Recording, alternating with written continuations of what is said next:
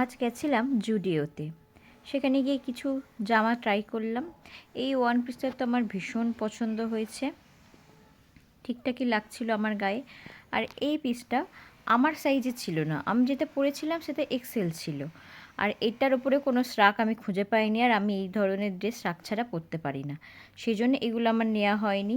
এরপরে তো আমরা জুডিও থেকে বেরিয়ে হাঁটা লাগালাম খেতে যাওয়ার উদ্দেশ্যে।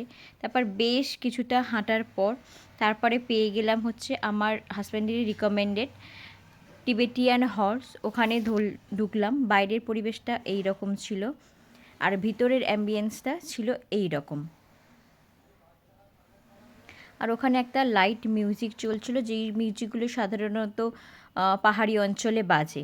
তো আমরা এখানে অর্ডার করেছিলাম চিকেন ওয়ান্টাম স্যুপ, যেটা খেতে সত্যি খুবই সুন্দর ছিল এবং ওয়ান্টামের ভীষণ বেশি পুর ভরা ছিল, লাইট, অথচ খাবারের কোয়ালিটি এখানে ভীষণই ভালো।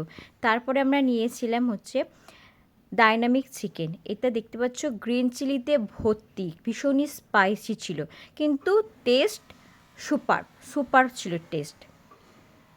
এরপরে আমরা নিয়েছিলাম চিকেন রাইস সিজলার, যেটাও হচ্ছে খুবই সুন্দর ছিল এবং আমার এই প্রথম কোনো সিজলার খাওয়া। কেউ যদি অথেন্টিক ভুটানি বা তিব্বতি খাবার ট্রাই করতে চান তাহলে এখানে আসতে পারেন। এই রেস্টুরেন্টটা খাবার কিন্তু ভীষণই ভালো, কোয়ালিটি কিন্তু ভীষণই ভালো। এরপর আমরা নিয়েছিলাম সিজলিং ব্রাউনি উইথ আইসক্রিম, যেটা ছিল শো স্টপার এবং এখানের এটা হট আইটেম। এটা খেতে দারুণ ছিল। এরপরে খাওয়া শেষে আমরা স্টেশনে চলে আসি, তারপর ট্রেন ধরে বাড়ি চলে আসি আমরা। টাটা।